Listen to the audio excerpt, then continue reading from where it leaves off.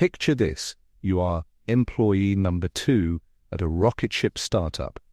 Think Pinterest in its early days. You soak it all in, learn the ropes, and then, fueled by ambition and a brilliant idea, you step out on your own. You manage to impress some of the smartest money in Silicon Valley, raising over $8 million from top venture capitalists. You are living the dream, building the next big thing, chasing that elusive, glittering unicorn, and then things start to slow down. The hyper-growth stalls, revenue flattens. Suddenly, you find yourself facing the gut-wrenching decision to lay off 75% of your team, the very people who believed in your vision. This is not some abstract hypothetical scenario discussed in a business school case study. This is the real story of Sahil Lavingia and his company, Gumroad. Landing that massive funding round felt like success, but the subsequent near collapse felt like abject failure. He was playing the startup game by the established rules,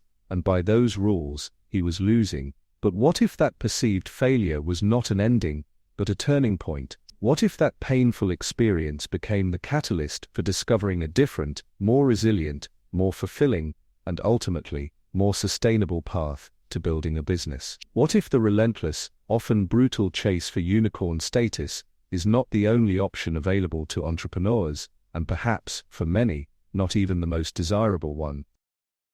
Welcome to CEO's Library, the 1% bookshelf, where we distill the world's most impactful business and personal development books into actionable insights for leaders like you.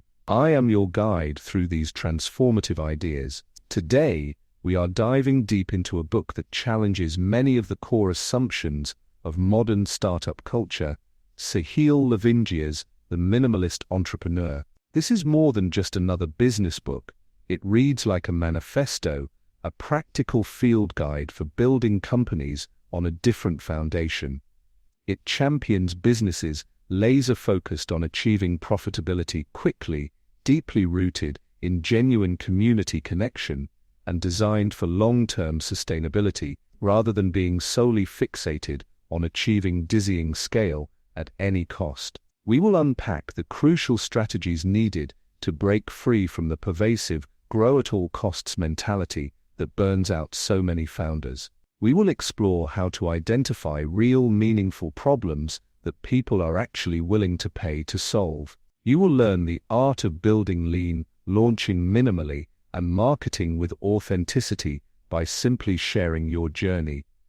Ultimately, we will map out how to create a company that not only serves your customers exceptionally well, but also serves your life and well-being. So, prepare yourself for a dose of counterintuitive wisdom and immediately applicable strategies, whether you are leading a seasoned team of 100 or just sketching out your very first business idea on a napkin. Let's talk about the mindset shift required. We are relentlessly bombarded with narratives equating entrepreneurial success with explosive growth curves, 9-figure valuations, maybe culminating in a splashy initial public offering or a massive acquisition. It is the Silicon Valley screenplay, endlessly repeated. But Sahil Lavingia forcefully argues that this venture capital-fueled path, while glamorous for a tiny fraction, is inherently fragile and often leads to the destruction of perfectly viable, potentially wonderful businesses that just do not fit the hyper-growth mold. Consider the story of Peter Askew.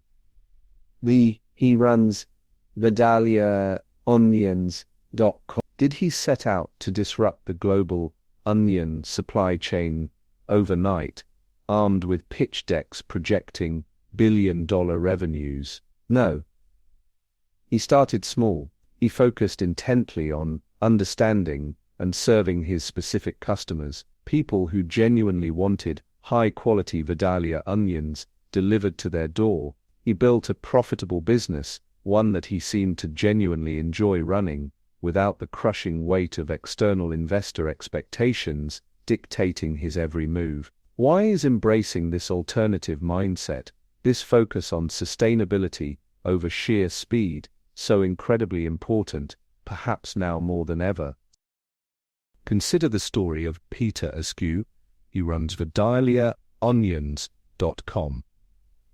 Did he set out to disrupt the global onion supply chain overnight, armed with pitch decks projecting billion-dollar revenues? No, he started small.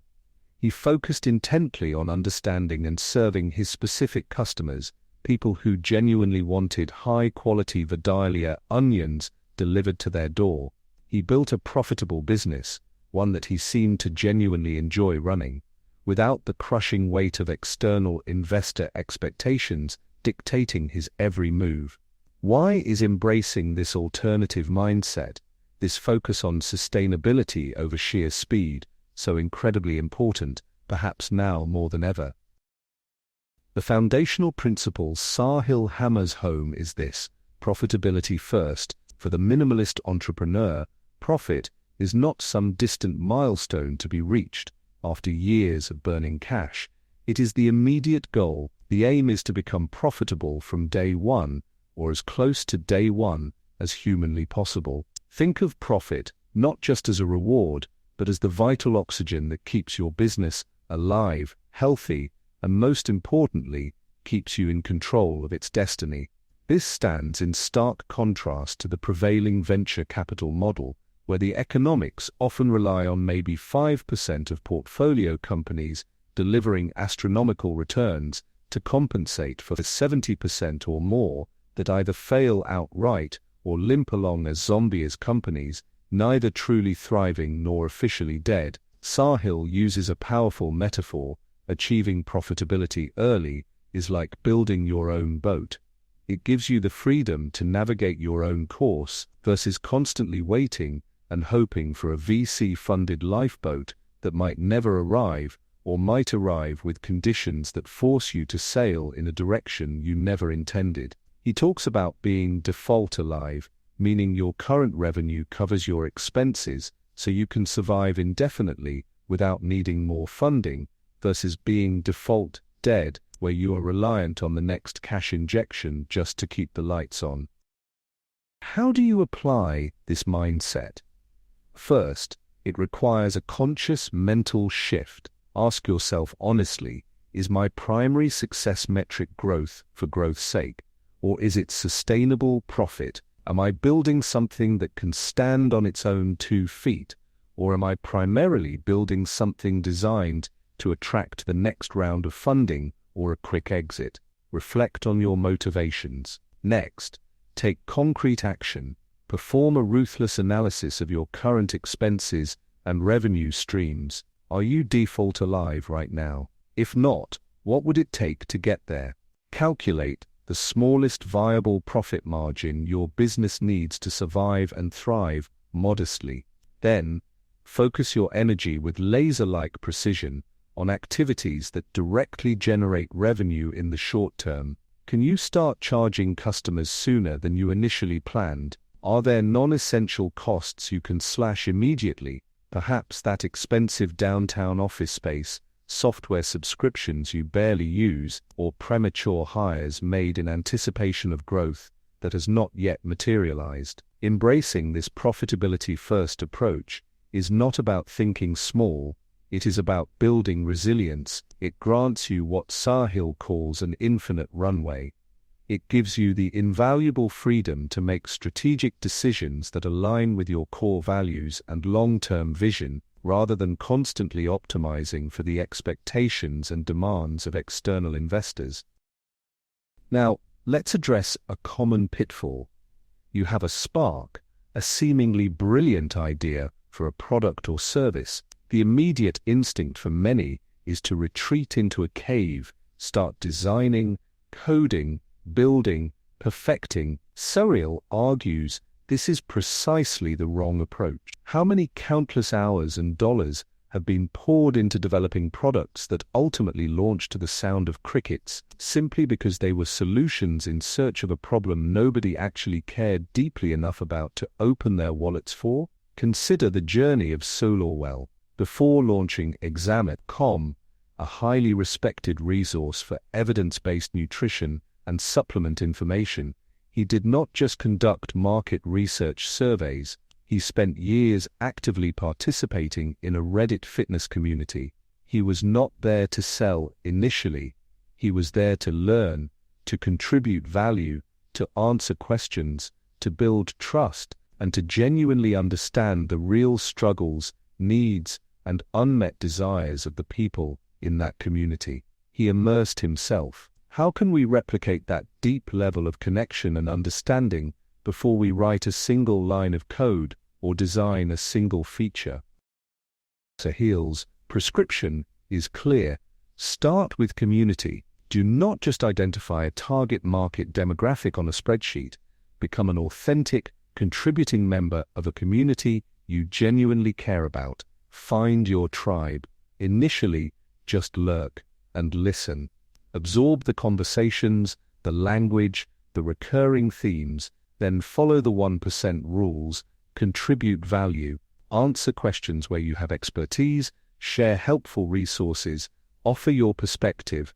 Later, you might even start teaching what you know. The goal is to build genuine relationships and establish trust. This deep immersion is invaluable because it organically reveals the real pain points, the persistent frustrations, the jobs to be done, as Clayton Christensen famously termed it, that people within that community would gladly pay to have solved. Sahil outlines 4 key utilities to look for problems related to place access, form customization, time, speeds, convenience, or possession, ownership. Starting with community effectively prioritizes the market aspect of the elusive product-market fit equation. Your community becomes your sounding board, your reality check, and ultimately, the source of your very first customers, people who already know, like, and trust you. So what is the application here? First, identify potential communities. Where do you naturally gravitate, online or offline? What groups or forums are focused on topics you are genuinely passionate about or possess expertise in? Where do you already find yourself spending time and enjoying the interaction? Once you have identified a few possibilities, make a commitment to engage authentically. This week, aim to make one meaningful contribution. Answer a question thoughtfully, share a relevant article with your commentary, or post about a small learning or insight you have had related to the community's focus. Resist the urge to sell or pitch anything at this stage. Your only goal is to help, listen intently, and build rapport. As you engage, start actively listening for those recurring problems or inefficiencies. Use Sahil's 4 utilities framework as a lens. Are people struggling to access something? Do they wish a current solution was tailored differently? Are they frustrated by how long something takes? Do they have difficulty obtaining ownership of something they need? Keep an eye out for problems that genuinely resonate with your own interests and skills. Remember the story of Tope Owatana, founder of Calendly. He reportedly tried several business ideas that failed before focusing on the scheduling problem, a pain point he personally experienced and deeply understood as a salesperson. Finding that intersection of community need and personal passion is key. Let's say you have immersed yourself in a community and identified a real problem worth solving. The temptation now is to build the minimum viable product, or MVP, that slightly stripped-down version of your grand vision, but Sahil suggests taking it even further, stripping it down even more radically. Remember Anna Gart's story with intellect. She initially tried building complex artificial intelligence tools to facilitate intellectual salons, and it did not gain traction. However, the simple, manually organized, in-person salons she was running on the side, those thrived. Why do we have this innate tendency to overcomplicate things right from the start? The pull to perfect a product in isolation, shielded from the harsh realities of customer feedback, is strong, but it is often incredibly costly in both time and money. How minimal can you truly start? Sahil introduces a concept that precedes the MVP, the manual, valuable process. Forget building software, forget automation, forget scale for just a moment. Focus on solving the core problem for one single customer using entirely manual methods. He tells the story of EndCrawl, a service for creating film credits. Initially, they managed the entire process using shared Google Sheets and manual data entry. It was laborious, but it worked, it delivered value, and it allowed them to learn intimately what their customers needed before investing heavily in automation. The key is to first figure out the process that delivers value, document it meticulously step by step, and then, only then, gradually begin to automate or productize the most crucial, repetitive, or time-consuming parts of that process. Think about Gumroad's own early days. Sahil launched it initially just to sell a single graphic design icon file he had created. He focused on doing one simple thing extremely well. Embrace constraints, challenge yourself to build and launch something, even manually, within a very short time frame, like a weekend. This forces focus, and critically, learn the lessons from Rob Fitzpatrick's The Mom Test. Learn how to ask questions about customer problems and needs in a way that avoids biased or polite but untruthful answers. You need the unvarnished truth. Another crucial element: charge something, anything, right from the beginning, even for the manual process. Getting someone to part with even a nominal amount of money is the strongest validation signal you can receive. Start by selling this manual solution to people you know, friends, family, trusted members of your community.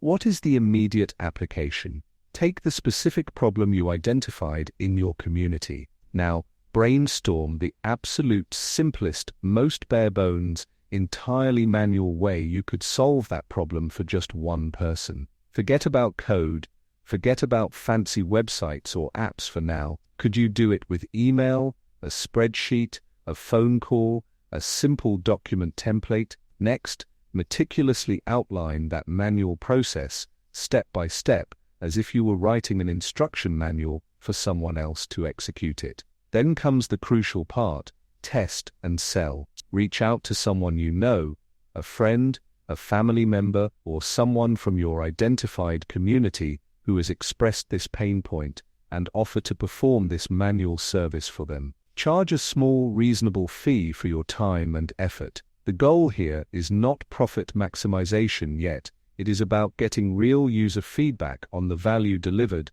and the process itself. Does it actually solve their problem? What parts were clunky? What was missing? Use this direct feedback to iterate and refine the process before you even think about investing significant resources into building a polished product. As you refine the manual process, you can start exploring no-code or low-code tools, platforms like MakerPad, Zapier, Airtable, or Bubble, to gradually automate specific steps and make the process more efficient, but only after you have proven its core value manually. Okay, fantastic. You have followed the minimalist path. You have identified a real problem within a community you care about, developed a simple, perhaps even manual, solution, and you have validated it by getting your first few paying customers, maybe friends, family, or early community advocates. They are happy, they see the value.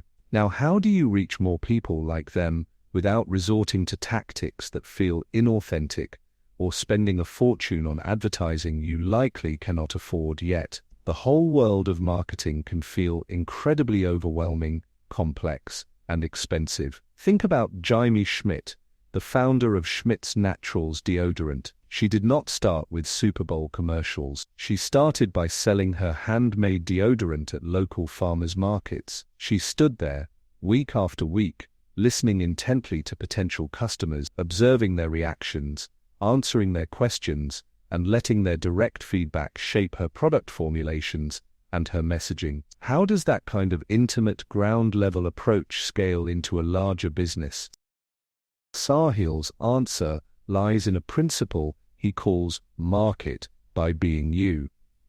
Forget the idea of a massive, high-pressure product launch event with manufactured hype. Think about the distinction between sales and marketing. Sales is typically a one-to-one interaction. Marketing is one-to-many. However, the underlying principle for the minimalist entrepreneur remains consistent: build genuine relationships and focus on educating your audience. Your goal is not just to acquire customers, but to build an audience, a group of people who are interested in the problems you solve and the perspective you offer, which is often wider than your core customer community. Aim to create fans, people who resonate with your mission and your journey, not just to chase fleeting headlines or vanity metrics. The most powerful way to do this is by sharing your journey authentically. Be open about your struggles, the lessons you are learning, the small wins, the pivots, the insights you gain along the way. Use social media platforms strategically. Find where your ideal audience actually spends their time and engage there. Do not just broadcast, educate, inspire, or entertain. Sahil points to examples like the Missouri Star Quilt Company, built on Jenny Doan's engaging quilting tutorials, or early Gimlet Media, which captivated listeners by openly documenting the messy process of building a podcast startup. Crucially, Sahil emphasizes the absolute importance of building an email list from day one. Why? Because you own your email list. You are not subject to the whims of platform algorithms that can change overnight and choke off your reach. Use simple lead magnets, valuable pieces of content like checklists, short guides, templates, or webinars offered in exchange for an email address. Treat advertising spend as the last resort. If you need it at all, focus intensely on organic growth, driven by creating exceptional value and delighting your existing customers so much that they become your most powerful marketing channel through word-of-mouth referrals and testimonials. Look at how the beverage company House effectively leveraged user-generated content from their happy customers. If you do eventually decide to use paid advertising, do it smartly, perhaps starting with lookalike audiences based on your existing customer data rather than broad, expensive targeting. Let's make this actionable. First, commit to sharing. What unique perspective, interesting learning, or even vulnerable struggle from your entrepreneurial journey can you share publicly this week? It could be a short blog post, a thoughtful tweet thread, an update on LinkedIn, or even a simple video. Frame it in a way that aims to educate, inspire, or perhaps even entertain others who might be on a similar path. Second, connect intentionally. Where does your ideal audience congregate online? Pick one platform and start engaging there authentically, contributing to conversations, not just promoting yourself. Third, focus on capturing leads. What simple, genuinely useful resource, maybe a checklist related to the problem you solve, a short guide, a curated list of tools, could you create relatively easily and offer on your website or social media profile in exchange for an email address? Start building that email list now, even if it is just a simple landing page. Finally, reflect: how can you actively empower your existing happy customers to become advocates? Could you make it easier for them to share their positive experiences? Could you feature their stories? Could you implement a simple referral program? Marketing like a minimalist entrepreneur is about building trust and providing value consistently, letting your authenticity attract the right people over time. So, let's bring it all together. Sahil Lavingia's The Minimalist Entrepreneur presents a compelling and refreshing alternative to the high-stakes, high-stress unicorn chase that dominates so much of the startup conversation. It is a philosophy and a practical framework for building businesses that are fundamentally different. Businesses designed for sustainability, rooted in profitability, and driven by genuine community connection. We have explored the core tenets, embracing profitability first as your guiding star, recognizing that finding your community and understanding their needs truly comes before developing the product, the power of building lean, by starting with a manual valuable process instead of a complex MVP, the effectiveness of selling authentically by solving real problems early, and the strategy of marketing by being you, sharing your journey and building fans, not just chasing clicks. Ultimately, it is a path toward regaining control, reducing unnecessary stress, and building a business that not only succeeds financially, but also affords you the freedom and flexibility to live a life you value. Remember that powerful core message woven throughout the book: you do not wait until you have learned everything to start. You start, and then you learn through action, iteration, and engagement. Now, the critical question is, what will you do with these insights? What is the one single thing from our discussion today that resonated most strongly with you? The one action you can commit to starting this week? Perhaps it is taking the first step to identify and genuinely engage with your core community online. Maybe it is sitting down to outline that initial manual process for solving a customer problem. Or perhaps it is drafting that first authentic blog post or social media update sharing a part of your journey. Whatever it is, take that first small, manageable step. Start building momentum. Take a moment to reflect on the kind of business you truly want to build, the kind of impact you want to make, and the kind of life you want that business to support. For the full transcript of today's episode, along with helpful visualizations complementing these ideas, you can head over to ceoslibrary.com. If this conversation sparked an idea or offered a new perspective, please consider sharing it with another leader, founder, or aspiring entrepreneur in your network who might benefit from hearing this message. That is all for this episode of CEO's Library. Thank you for joining us. Until next time, keep learning, keep leading, and perhaps consider building the house you truly want to live in.